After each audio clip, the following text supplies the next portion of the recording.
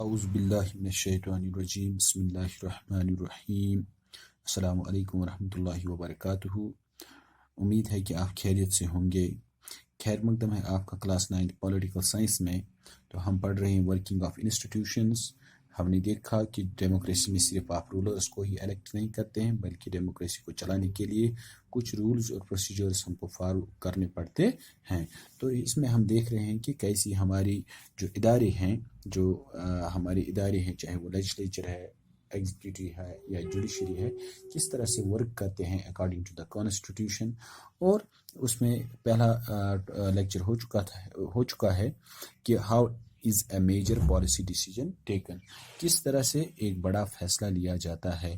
تو پھر ہم نے آفس میمورنڈم کی جو گورنمنٹ آرڈر 13 اگست 1990 کو لیا گیا، تو کس طرح سے ایک اس آرڈر کو سرکولیٹ کیا گیا department of personnel and training, تو ایک جوائنٹ سیکرٹری لیول آفیسر اس آرڈر کو سائن کرتا ہے، جس میں 27% ریزرویشن دی گئی socially and educationally backward classes کو۔ کیا یہ ڈیسیجن اسی آئی اے ایس آفیسر نے لیا جس میں 27% ایک بڑا فیصلہ تھا، 27% ریزرویشن دی گئی socially and educationally backward class, یعنی جن کو ہم بولتے ہیں او بی سیز۔ تو اصل میں جو ڈیسیجن میکرز تھے وہ کون تھے، یہ ہم کو پڑھنا ہے۔ کہ جیسے کہ ایک آئی اے ایس آفیسر کا ہی سائن اس آرڈر کے اوپر تھا، کیا اس نے ہی یہ فیصلہ لے لیا؟ نہیں، بلکہ جب ہم بات کرتے ہیں انڈیا کی، ہم بات کرتے ہیں تو ہمارے یہاں پریزیڈنٹ ہوتا ہے ہیڈ آف دا اسٹیٹ، یعنی highest formal authority in the country وہ ہوتا ہے، وہ ہیڈ آف دا اسٹیٹ۔ اور جو پرائم منسٹر آف انڈیا ہوتا ہے وہ ہیڈ آف دا گورنمنٹ ہوتا ہے۔ جنرلی ہم بولتے ہیں گورنمنٹ نے یہ فیصلہ لیا ہے۔ تو سارے ایکچولی جتنے بھی گورنمنٹ کے پاورز ہوتے ہیں وہ کون ایکسرسائز کرتا ہے؟ Prime minister of India. We are talking of the union government. اسی طرح سے ہمارے یہاں چیف منسٹر ہوتا ہے ہر ایک اسٹیٹ میں، تو وہاں پر وہ اس اسٹیٹ میں جو اس کا جورسڈکشن ہے، جو اس کے اختیارات ہیں، وہاں پر وہ سارے اختیارات اسی کے پاس ہوتے ہیں، لیکن اسٹیٹ کے۔ یہاں ہم پرائم منسٹر کی بات کر رہے ہیں، تو ہائیسٹ فارمل اتھارٹی ہوتی ہے وہ کنٹری میں، ہائیسٹ، بلکہ ہم کہیں گے کہ وہ ہیڈ آف دا گورنمنٹ ہوتے ہیں۔ وہ جتنے بھی ڈیسیجنز ہوتے ہیں جو گورنمنٹ پاور وہی ایکسرسائز کرتا ہے، اور جتنے بھی ڈیسیجنز لیے جاتے ہیں وہ کیبنٹ میٹنگز کے جو اس کا ایک ہوتا ہے پرائم منسٹر آف انڈیا اور اس کا کونسل آف منسٹرز، ساری پاور کو ایکسرسائز کرتے ہیں۔ اور پارلیمنٹ میں ہماری کیا ہوتی ہیں؟ دو ہاؤسز، لوک سبھا اور راجیہ سبھا، اور پرائم منسٹر اسی پارٹی کا بنتا ہے جس کو کیا ہوتا ہے، جس کو وہاں پر میجارٹی ہوتی ہے، یعنی جس پارٹی کے پاس میجارٹی ہوتی ہے پارلیمنٹ میں، وہی اسی کا ریئل ایگزیکیٹو ہوتا ہے، اسی کا پولیٹیکل ایگزیکیٹو ہوتا ہے، اسی کا پریزیڈنٹ ہوتا ہے، پرائم منسٹر ہوتا ہے، جس کو ہم پولیٹیکل ایگزیکیٹو بولتے ہیں۔ یعنی اس جو آفس میمورنڈم جو ہم نے ڈیسیجن دیکھا اس کا 27% ریزرویشن کا، ایکچولی ساری پرائم منسٹر اور کہہ سکتے ہیں ہم کہ جو پارلیمنٹ اور جو کونسل آف منسٹرز جو اس کی کیبنٹ ہے، ان سب نے یہ مل کے ڈیسیجن لیا تھا۔ اور اس میں کیا ہے، اس میں it is actually a long chain of events. Actually کیا ہوا تھا کہ گورنمنٹ آف انڈیا نے اپوائنٹ کیا تھا second backward classes commission in 1979 میں، یعنی جو ہمارے پاس منڈل کمیشن کی رپورٹس آ گئی، ریکمنڈیشنز آ گئی، تو ایکچولی اس کو کب فارم کیا گیا تھا منڈل کمیشن کو، جس کی سربراہی بی پی منڈل کر رہے تھے، تبھی ہم اس کو بولتے ہیں منڈل کمیشن۔ تو اس کو 1979 میں اس کو کیا کیا گیا تھا فارم، پھر اس کو بتایا گیا تھا کہ کیا وجوہات ہے، منڈل کمیشن کو دیکھنا تھا، اس کو جانچنا تھا کہ اصل وجہ کیا ہے کہ جو ہماری سوشلی اور ایجوکیشنلی بیکورڈ کلاسز ہے، تو ان کیسے ہم ڈٹرمائن کر سکتے ہیں کہ یہ سوشلی، یہ کاسٹس یا یہ کلاسز ہماری سوشلی اور ایجوکیشنلی بیکورڈ ہیں، اور ان کو ہم کیسے ایڈوانسڈ بنا سکتے ہیں، ان کو ہم کیسے کیا کر سکتے ہیں، دوسرے لوگوں کے برابر لا سکتے ہیں، ایڈوانسڈ لوگوں کے ساتھ کیسے لا سکتے ہیں۔ تو اس کمیشن نے اپنی رپورٹ دے دی 1980s میں۔ 1980 میں اس نے اپنی ریکمنڈیشنز یعنی کہہ سکتے ہیں ہم کہ 1979 میں منڈل کمیشن کو فارم کیا گیا. اس کے بعد ایک سال بعد 1980 میں اس نے اپنی ریکمنڈیشنز گورنمنٹ آف انڈیا کو پریزنٹ کی. اور ان ہی ریکمنڈیشنز میں ایک ریکمنڈیشن یہ تھی کہ جتنے بھی سوشلی اور ایجوکیشنلی بیکورڈ کلاسز جو ہے ان کو 27% ریزرویشن ملنی چاہیے گورنمنٹ آف انڈیا کے جابس میں. اور بعد میں اس کو کیا کیا گیا, پارلیمنٹ میں اس کو ڈسکس کیا گیا, لیکن اس کو امپلیمنٹ نہیں کیا گیا. یعنی منڈل کمیشنز کی جو ریکمنڈیشنز تھی اس کو اب امپلیمنٹ نہیں کیا جا رہا تھا. 1989 میں جو الیکشنز ہوئے تو اس وقت جنتا دل پارٹی تھی, ٹھیک ہے, اس نے پرامس کیا, الیکشن پرامس اس نے کیا کہ اگر جنتا دل پاور میں آتی ہے 1989 کے الیکشنز میں تو ہم منڈل کمیشن کی ریکمنڈیشنز کو امپلیمنٹ کرائیں گے. یعنی 1980s میں منڈل کمیشن نے اپنی ریکمنڈیشنز دی, لیکن پارلیمنٹ میں یہ پاس نہیں ہو سکا کیونکہ وہاں پر اپوزیشن بھی ہوتی ہے. بہت سارے لیڈرز اس کے حق میں نہیں تھے کہ اس ریکمنڈیشن کو کیا اپلائی کیا جائے. تو پھر جنتا دل نے الیکشن میں یہ پرامس کیا کہ اگر آپ ہمیں ووٹ دیتے ہیں, ہم چن کے آ جاتے ہیں, تو ہم منڈل کمیشن کی ریکمنڈیشنز کو امپلیمنٹ کرائیں. تو کیا ہوا کہ 1989 میں جنتا دل کی ہی حکومت بنی اور V P Singh prime minister of India بنے. تو جو ہی وہ پرائم منسٹر آف انڈیا بنے تو انہوں نے اس پر یعنی منڈل کمیشن کی جو رپورٹس ریکمنڈیشنز تھی ان کو انہوں نے عملانے کی کوشش کی. تو اس سلسلے میں جو 1989 میں جو پریزیڈنٹ آف انڈیا نے پارلیمنٹ میں جو ایڈریس دیا بوتھ دا ہاؤسز کو, تو اس نے اپنی نیت ظاہر کی کہ ہم منڈل کمیشن کی رپورٹ ریکمنڈیشنز کو ہم امپلیمنٹ کرانے جا رہے ہیں. پریزیڈنٹ چونکہ وہ فارمل ہیڈ ہوتا ہے, ٹھیک ہے, تو اصل میں کرنا کس کو ہوتا ہے, پرائم منسٹر کو کرنا ہوتا ہے, اس کے کیبنٹ کو کرنا ہوتا ہے, اس کے کونسل آف منسٹرز کو کرنا ہوتا ہے. اس سلسلے میں آن 6 اگست 1990 کو یونین کیبنٹ بلائی گئی, جو کیبنٹ منسٹرز اور پرائم منسٹر, تو انہوں نے اس کے فارمل ڈیسیجن دے دیا کہ ہمیں منڈل کمیشن کی جو ریکمنڈیشنز ہیں ہم ان کو امپلیمنٹ کرائیں. نیکسٹ ڈے کیا ہوا کہ prime minister of India we P Singh نے انفارم کیا about the decision through a statement in both house of the parliament. یعنی اس نے یہ اناؤنس کیا کہ ہم نے کیبنٹ میں, کیونکہ کیبنٹ کیا ہوتی ہے, اسی پولیٹیکل پارٹی کی ہوتی ہے جس کے پاس میجارٹی ہوتی ہے, پرائم منسٹر بھی اسی کا ہوتا ہے جس کے پاس میجارٹی ہوتی ہے. تو انہوں نے اناؤنس کیا پارلیمنٹ میں کہ ہم اب اس منڈل کمیشنز کی رپورٹس ریکمنڈیشنز کو امپلیمنٹ کرانے جا رہے ہیں. اس کے بعد یہ ڈیسیجن, یعنی یہ تو کب 6 اگست کو کیبنٹ میٹنگ ہوئی, اس کے بعد 7 اگست کو پارلیمنٹ میں کو اناؤنسمنٹ ہوئی. اس کے بعد یہ ڈیسیجن کس کو بھیجا گیا, department of personnel and training. تو وہاں پر جو سینئر IAS آفیسرز تھے انہوں نے ڈرافٹ کیا ایک آرڈر جس کے مطابق جو کیبنٹ ڈیسیجن تھا جس میں منسٹرز کا اپروول اس کو ملا تھا, ٹھیک ہے, بعد میں اس کو سائن کیا گیا, یعنی جو آفس میمورنڈم تھا اس کو سائن کیا اس جوائنٹ سیکرٹری نے on behalf of government of India. یعنی ہمیں لگا کہ جوائنٹ سیکرٹری نے ہی وہ ڈاکیومنٹ سائن کیا ہے, نہیں, ایکچولی ایسا تھا کہ انہوں نے on behalf of union government of India.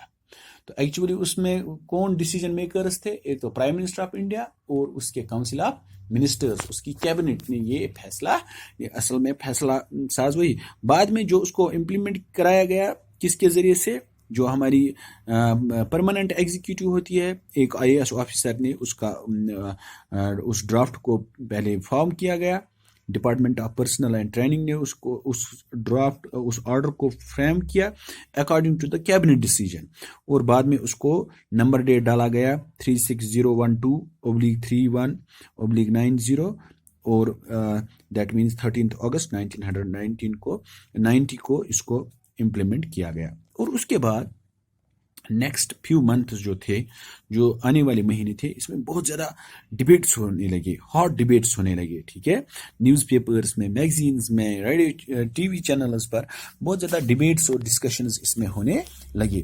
اب اس میں کیا ہو گیا, پروٹیسٹ ہو گیا کہ کچھ لوگ اس کو کیا بول رہے تھے کہ بہت سارے لوگ بول رہے تھے کہ ان کو یہ تھا کہ اب جو 27% جابس ریزرو رکھے گئے socially and educationally backward candidates کے لیے، اس سے جو جنرل کینڈیڈیٹس ہوتے ہیں تو ان کے حصے ان کا حصہ کھایا جا رہا ہے، کیونکہ اگر کوئی کوالیفائڈ ویل کوالیفائڈ بھی ہوگا کن سے، ان ایس سی بی سی سے، سوشلی اور ایجوکیشنل بیکورڈ کمیونٹیز سے، تو اس میں وہ اپنا حصہ لے جا رہے ہیں، اور جو جنرل کیٹیگری کے کینڈیڈیٹس ہیں ان کے ساتھ یہ ناانصافی ہو رہی ہے۔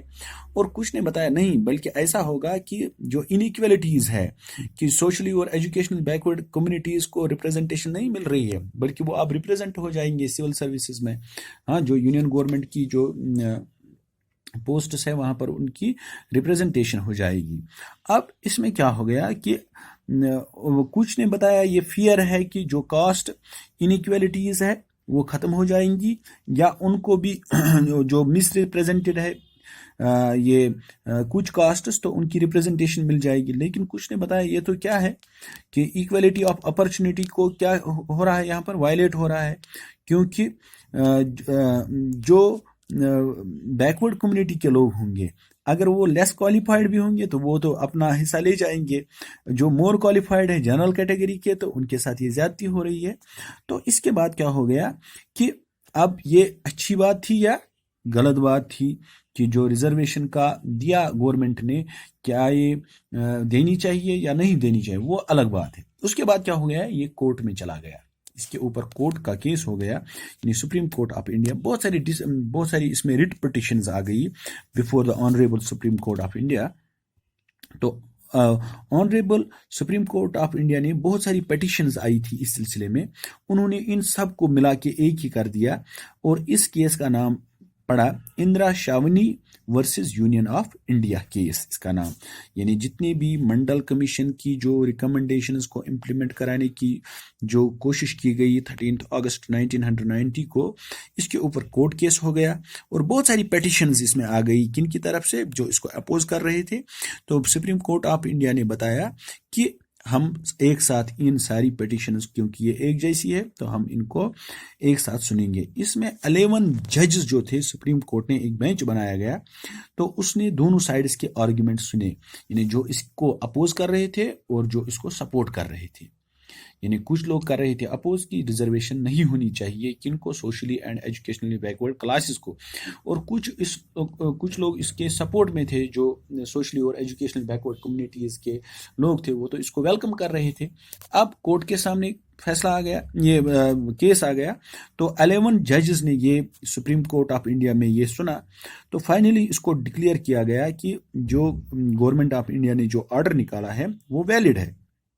لیکن اس میں ایک ماڈیفیکیشن کی گئی کہ بتایا گیا کہ جو سوشلی اور ایجوکیشنلی کمیونٹیز میں، سوشلی اور ایجوکیشنلی بیکورڈ کمیونٹیز ہے، جو او بی سیز ہے، ان میں جو ویل آف ہوں گے، ویل ٹو ڈو ہوں گے، ٹھیک ہے، یعنی جو اچھے امیر ہیں، ان میں ان کو یہ ریزرویشن نہیں ملنی چاہیے۔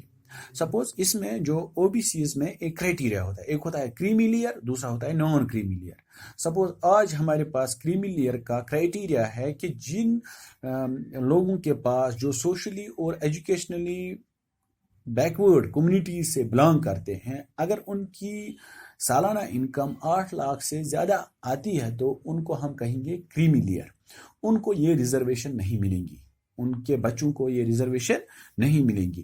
اور اگر سوشلی اور بیکورڈ کلاسز، یہ تو اس میں پورا دکھایا گیا ہے کہ کون کون سے کمیونٹیز، کون کون سے کاسٹس اس میں ہیں، اگر ان کی انکم 8 لاکھ سے کم ہے تو وہ اس ریزرویشن کے حقدار بنتے ہیں۔ تو یہ سپریم کورٹ آف انڈیا نے ایک ماڈیفیکیشن کے اس میں کرائی، اور اس کے بعد پورا جو آرڈر تھا اس کو امپلیمنٹ کرانے کی کوشش کی۔ آپ کے پیج نمبر 857 میں نیچے دیا گیا ہے، سبجیکٹ ہے reservation for O B Cs other backward classes, تو اس میں امینڈمنٹ لائی گئی، تو اس میں آپ دیکھ سکتے ہو، the undersigned is directed to refer to this department's office O M number dated 36012/31/90 EST SCT dated 13 August 1990 and 25th September 1991 regarding the reservation of socially and educationally backward classes in civil service, civil posts and services under Government of India, and to say the following Supreme Court judgment. यानी अब इसमें क्या supreme court judgement की भी reference Indira Shavani and other versus union of India and others case writ petition civil number 930 of 1990, Government of India appointed an expert committee to recommend the criteria for exclusion of socially advanced persons sections from the benefits of the reservation other than the backward classes in civil posts and under the Government of India. यानी इसमें जो मैंने आपको बताया कि supreme court of India के honourable supreme court of India के सामने ये केस चला गया, तो वहाँ पर सुप्रीम कोर्ट ऑफ इंडिया ने देखा कि जो वेल टू डू फैमिलीज होंगी, जो वेल टू डू कम्युनिटीज़ होंगी, यानी जो अच्छे जिनकी इनकम अच्छी है, जिनकी अगर हम आज की क्राइटेरिया की बात करेंगे 8 लाख से ज़्यादा जिनकी इनकम है सोशली और एजुकेशनली बैकवर्ड क्लासेस में, तो उनको ये रिजर्वेशन नहीं मिलेगी, उनके बच्चों को ये रिजर्वेशन नहीं मिलेगी. हाँ, जो गरीब हैं, जो इस स्लैब से है, तो उनको हम बोलते हैं नॉन क्रीमी लेयर, और जो क्रीमी लेयर है तो क्रीमी लेयर को ये नहीं मिलेगी. किन में? सोशली और एजुकेशनली बैकवर्ड कास्ट्स में या कम्युनिटीज़ में जो ऑलरेडी आइडेंटिफाइड है कि कौन कौन ओबीसीज में आता है, कौन कौन सा कास्ट इसमें आता है, तो उनको ये रिजर्वेशन मिलेगी. बाकी जो 27% रिजर्वेशन को बरकरार रखा गया इसमें, और उसके बाद दोबारा department of personal and training ने ऑर्डर इशू किया,